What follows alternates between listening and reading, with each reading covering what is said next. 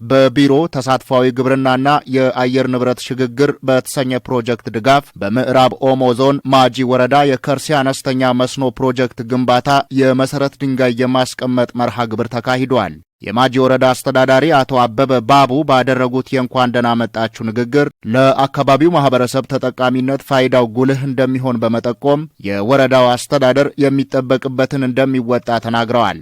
ፕሮጀክቱ ሲጠናቀቅ ከዝናብ ጠባቂነት በመላቀቅ ምርትና ምርታማነትን ለማሳደግ የሚኖረው ሚና ከፍተኛ ነውም ብለዋል። ይህ መስኖ ግንባታ ሲጠናቀቅ ለከርሲ ቀበሌና ለአካባቢ ማህበረሰቦች ዝናብ ጥገኝነት በመላቀቅ ምርትና ምርታማነትን ለማሳደግ የላቀ ሚና አለው። የሚከናወኑ የመስኖ ፕሮጀክት በጥራት እንዲጠናቀቅ እንደ ወረዳ መንግስት አስፈላጊን ድጋፍ የምናደርግ መሆናችንንም እየገለጽኩ በየደረጃ የምትገኙ አካላት ፕሮጀክቱ ውጤታማ እንዲሆን ከመደበኛ ተግባራችሁ ባልተናነሰ ክትትልና እገዛ ማድረግ ህዝባችን የሚፈለገውን የልማትና እድገት እንዲረጋገጥ አደራ። የምዕራብ ኦሞ ዞን ዋና አስተዳዳሪ አቶ ታምሩ ቦኒ በበኩላቸው ከለውጡ ወዲህ በዞኑ የተለያዩ የልማት ፕሮጀክቶች እየተስፋፉ መሆኑን ተናግረዋል። የተለያዩ ልማቶች ተጠቃሚ ለመሆን መንግስት ጥረት ቢያደርግም በተለይ በመስኖ በኩል እዚህ አካባቢ የታሰበ ነገር የለም። የብልጽግና መንግስት ዛሬ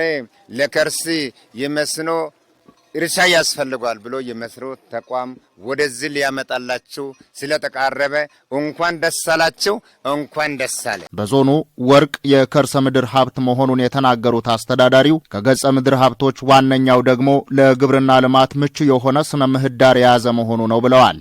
እነዚህን ሀብቶች በአግባቡ ለመጠቀም ከሚያስችሉ ፕሮጀክቶች አንዱ የሆነው ይህ የመስኖ ፕሮጀክት በመጀመሩ መደሰታቸውንና በፍጥነት እንዲጠናቀቅ ለማድረግ እንደሚሰሩ ገልጸዋል። ገጸ ምድሩን በምናይበት ጊዜ ለግብርና እና ግብርና ነክ ስራዎች እጅግ በጣም የተመቸ፣ በመሬት በኩል ደግሞ በሚታይበት ጊዜ በወርቅ ማዕድን እና በተለያዩ የተከበረ ማዕድን በከርሰ ምድሩ ላይ እናገኛለን። ተባብረን እነኚህ ሁለቱንም ጸጋዎች ወደ ሀብት በመቀየር የህዝባችን የመልማት ጥያቄ የምናረጋግጥበት ቀናችንም ቅርብ ስለሆነ ለዚህ ስኬት ሁላችንም ልንረባረብ ይገባል የሚል መልእክት ለማንሳት ፈልጋለሁ። የደቡብ ምዕራብ ኢትዮጵያ ህዝቦች ክልል ምክትል ርዕሰ መስተዳድርና የግብርና ቢሮ ኃላፊ አቶ ማስረሻ በላቸው የተሳትፏዊ ግብርናና የአየር ንብረት ሽግግር ለክልሉ የግብርና ዘርፍ ከፍተኛ ድጋፍ እያደረገ ነው ብለዋል። ተሳትፏዊ ግብርናና የአየር ንብረት ትራንስፎርሜሽን ወይም ሽግግር ፕሮግራም የሚባል በክልላችን ውስጥ በሁለት ዞኖች በዳውሮ ዞንና በምዕራብ ኦሞ ዞን ባሉ 3 ወረዳዎች ላይ በተለይ ለችግር በተጋለጡ አካባቢዎች ላይ የሚሰራቸው በርካታ ስራዎች አሉ። ለአየር ንብረት ለውጥ የማይበገሩ ግብርና ስራዎችንም ሰርቶ ሲያበቃ አርሶ አደሩ ባለማውና ባገኘው ልክ ደግሞ ከምርቱ ተጠቃሚ እንዲሆን የአግሪ ቢዝነስ ስራዎችንም ፎከስ አድርጎ የሚሰራ ፕሮግራም ነው። ሴቶችንና በቀደመው ጊዜ ትኩረት የተነፈጋቸውን የማህበረሰብ ክፍሎች በመደገፍና የሴቶች ተሳትፎን በማሳደግ ረገድ ሚናው ከፍተኛ መሆኑን ጠቁመዋል። ሴቶችን፣ ወጣቶችን በዚህ ፕሮግራም ላይ ተሳታፊና ተጠቃሚ እንዲሆኑ ይሰራል። አንዳንዴም በህብረተሰባችን ውስጥም ደግሞ የተገፉትን ማይኖሪቲስም ሊሆኑ ይችላሉ፣ አካል ጉዳተኞችም ሊሆኑ ይችላሉ። እነዚህን ሁሉ ባቀፈ መልኩ ስራውን የሚያከናውን ድርጅት ነው።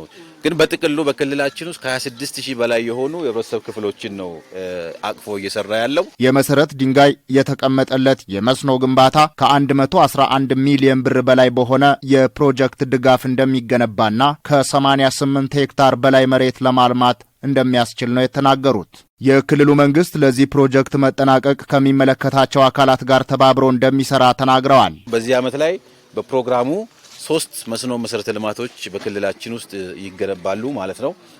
ከነዚህ 3ቶች ውስጥ አንዱ በዚህ በማጂ ወረዳ አሁን ባለንበት ላንድስኬፕ ላይ የሚገነባው ከ88 ሄክታር በላይ የሚሆን ማሳን የሚያለማ ከ111 ሚሊዮን ብር በላይ የሚሆን በጀት የተበጀተለትን ሰፊ የግብርና መሰረተ ልማትን ለመዘርጋት ነው እዚህ የመጣው። ግንባታውን የሚያከናውነው መንገሻ አበራ ትሬዲንግ ኃላፊነቱ የተወሰነ የግል ማህበር ተወካይ አቶ ግርማይ መንግስቱ የመስኖ ፕሮጀክቱ ግንባታ በተያዘለት ጊዜ ከተቻለም ከጊዜ ገደቡ አስቀድሞ ለማጠናቀቅ ይሰራል ብለዋል።